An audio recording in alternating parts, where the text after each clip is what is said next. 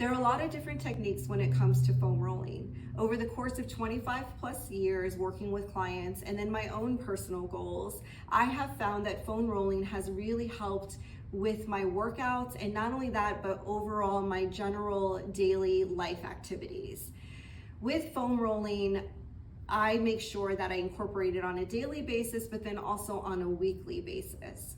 And what's super important about foam rolling is that it really is a great way of taking care of your body in an inexpensive way. This helps keep your joints moving well, and it helps with making sure that we have really good blood circulation throughout our body. And it's just a great way of relaxing and then preparing the body for joint work, or kind of cooling down in such a sense for after a workout. The first thing we're going to do is start with the calf muscle. Now with the calf muscle, we want to make sure that we have our roller offset to the side a little bit. So we're going to turn and face our roller. My roller is going to come a little bit out this way, so then that way my foot that stays planted on the floor has space. The next step is to put our calf at the ball or the meaty part onto the roller, okay? We lean back just a little bit to where it's comfortable. Our other foot is going to stay super planted on the floor. We are going to extend the leg that's on the roller, and we want to make sure that we're squeezing our quad. Now, the next step after that is to start going side to side into our cross frictions. So that is just going against the grain of the muscle. So we do this 4 times in this area. And as we are going side to side, we want to pay attention to how we're feeling. Do we feel any sticky spots, or perhaps maybe we feel a little bit of tightness or anything like that? If we do not, then the second level would be to take this foot and place it right on top of our shin, creating pressure. So what that'll do is cause your calf muscle to be on the roller a little bit more with pressure. And then we go side to side again 4 times. Paying attention to those sticky spots or those little tightness, we want to stop where we feel that and just kind of hold there for about anywhere between 15 seconds to 30 seconds, taking really big deep breaths as we relax into the foam roller. The next step after that is we just repeat 3 times total. So this is my second set going through, doing cross friction side to side. I'm going to find that same sticky spot, or maybe there's a different one that's a little bit tight. I'm going to hold there for another 15 to 30 seconds. As you breathe through it, you should feel the muscle kind of relax a little bit. Maybe you're feeling a little bit of blood circulation going through there. All right, so after we've completed the first step, then we're going to take our foot off and we're going to simply just take the roller and slide it up a little bit below the knee. Now we don't want to be directly behind the knee. We want to make sure that we're right below the kneecap. We then take our options, so whether you choose to keep your leg off or whether you choose to put your leg on to add pressure, we're going to go through that same cycle one more time. So we go side to side 4 times, and we want to make sure that when we're going side to side that we're trying to do the best we can to really turn our leg on the inside and then also on the outside. Again, looking for that sticky spot or that tightness. You're going to find that sticky spot and tightness and hold there for about 15 to 30 seconds again. And again, all of our areas, we want to make sure that we at least complete 3 times.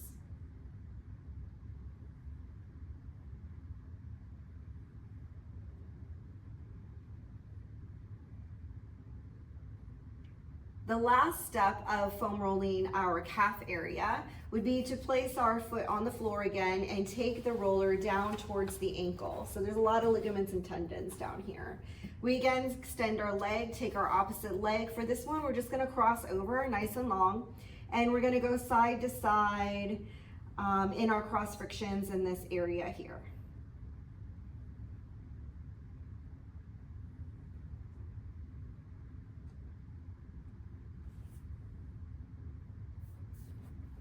And that's the last step for foam rolling our calf. We are going to roll our hip flexor in the top of our glute. The setup for that is to be on the side of your roller, perhaps on your knees. That's the easiest way to get onto the roller. The goal is to place the roller right above the hip bone to get the hip flexor in all the way to the top of the glute.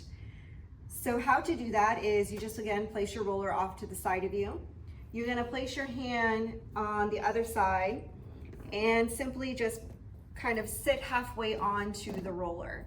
You're going to extend your legs out into full extension here.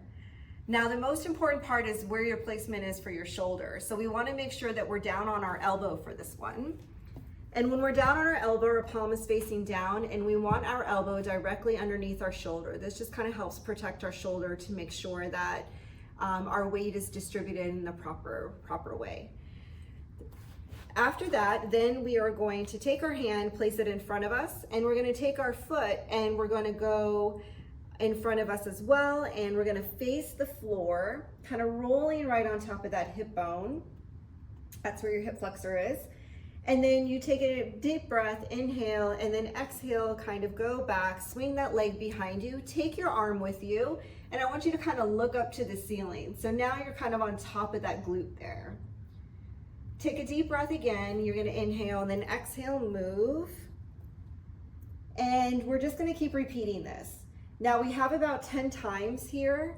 So as you're moving through these reps, what you want to do is pay attention to, do we feel any sticky spots, any tightness, maybe any bumps that you could be feeling.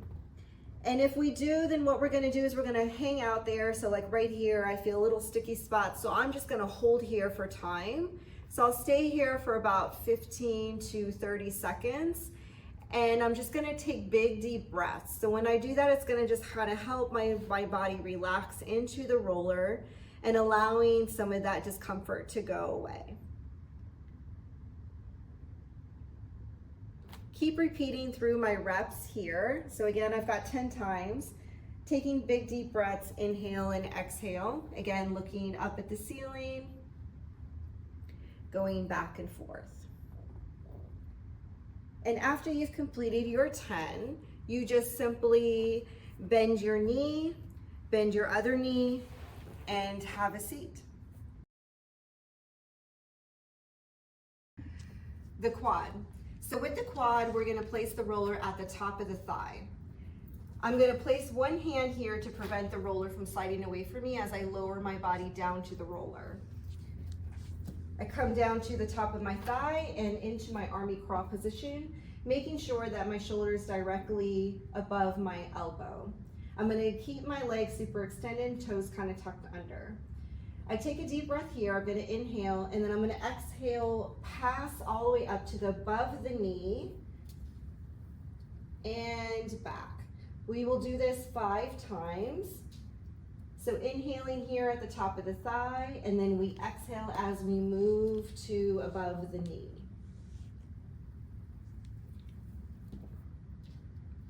When we get to the 5th one, we're going to stop into the middle of the thigh.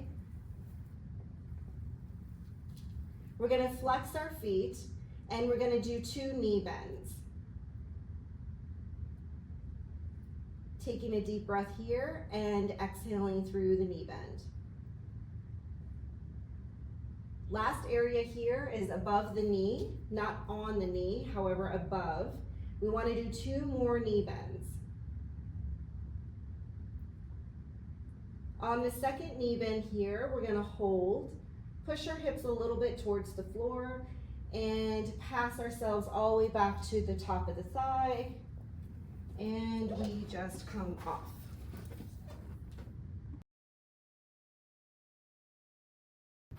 Mid-back. With the mid-back, we want to make sure that the foam roller is across our shoulder blades. So I'm going to turn away from my roller. I'm then going to push my roller out a little bit away from my bottom and hang on to it. So then that way, when I lean back, I have my shoulder blades directly onto the roller.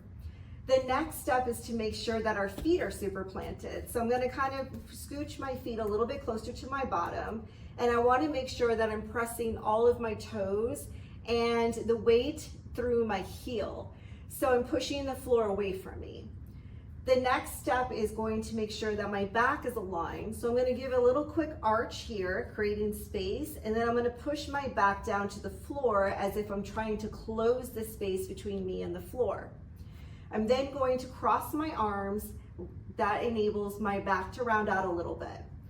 Squeezing my bottom, I'm simply gonna lift up a little bit off of the floor, and I'm gonna slide onto the roller to the top of the shoulders and then back.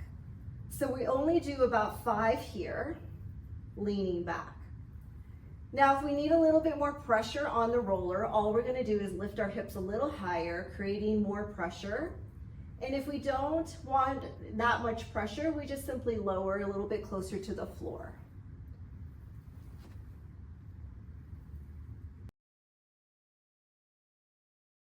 Chest and lats. For this one, we're gonna lie on our side. We're gonna take one hand and place it on the roller as the other one goes to the other side. I'm gonna lie completely on my side, making sure that the roller is directly underneath my armpit and my arm is super extended with my palm down. The arm that is extended with the palm down is gonna be my anchor. That means that this arm does not move. The next step is to place the opposite hand onto the floor, and we're just going to simply rock forward facing the floor, getting into the chest. We take a deep breath here, and then we exhale, go back and try to look up at the ceiling. And when we do that, again, making sure that this arm is our anchor, we're not allowing it to move.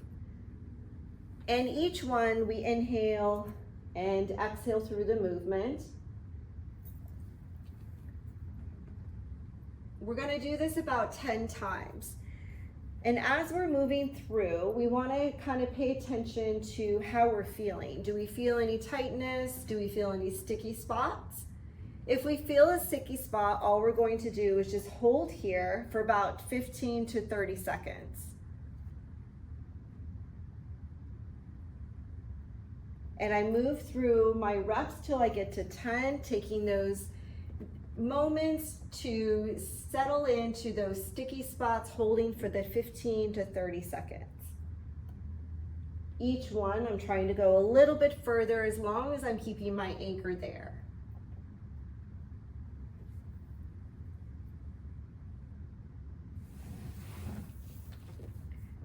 That's it.